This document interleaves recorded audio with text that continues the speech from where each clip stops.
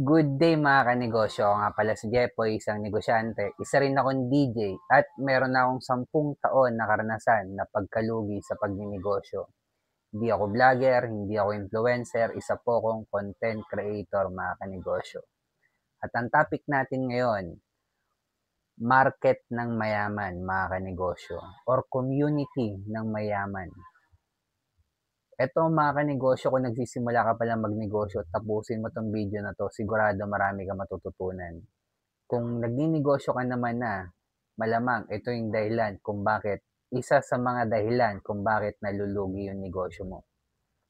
Ito muna kwento mga kanegosyo. Way back 10 years ago, 2015, naitayo ko yung sari-sari store ko mga kanegosyo.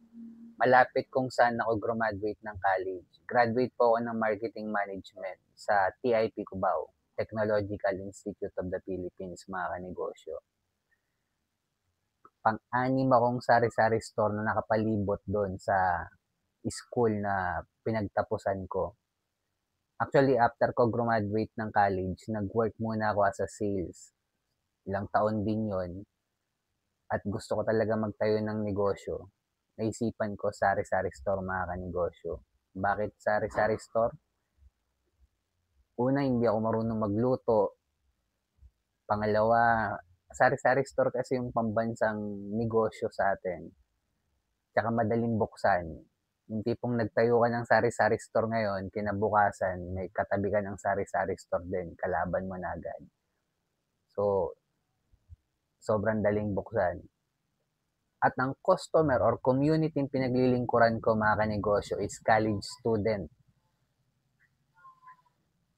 Mga college student sa TIP din kung saan ako nagtapos ng college.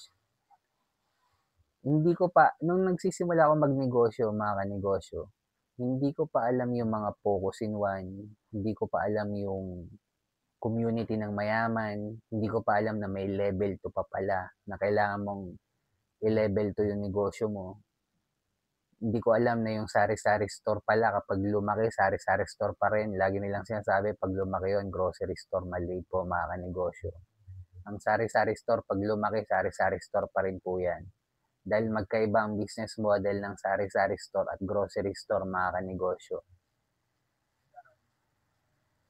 Nagkataon na ang pinaglilingkuran kong community is community ng may pera. May pera din yung yung college student na pinagsisilbihan ko mga kanegosyo. At kahit mag-mark up ako ng malaki, bibilin pa rin nila dahil may pera sila. Kaya lagi kong sinasabing community ng mayaman. Halimbawa, itong example na background ko mga kanegosyo. Mga cyclists. May community ng cyclists mga kanegosyo na mga nagbabike na hindi ganon kamahal or sabihin na nating masa. Pero may community ng mga bikers na isang bike nila mga kanegosyo kasing mahal ng motor. Nasa 80,000. Ganon kamahal yung isang bike nila. So pagsilbihan mo yung community ng halimbawa, pagsilbihan mo yung community ng bikers na may pera mga kanegosyo. Kesa dun sa bikers na nagtitipid. Walang masama sa masa mga kanegosyo. Nagtitipid yan. Budgeted lang yung pera nila mga kanegosyo. Ang pagsilbihan natin yung pwede tayong mag-mark up na malaki, which is yung community na may pera or mayaman. Kaya sila yung best example ko ng community ng mayaman para hindi kayo malito mga kanegosyo. Iisa yung itsura ng bike nila, lahat sila puro nagbabike. Yan yung community mga kanegosyo.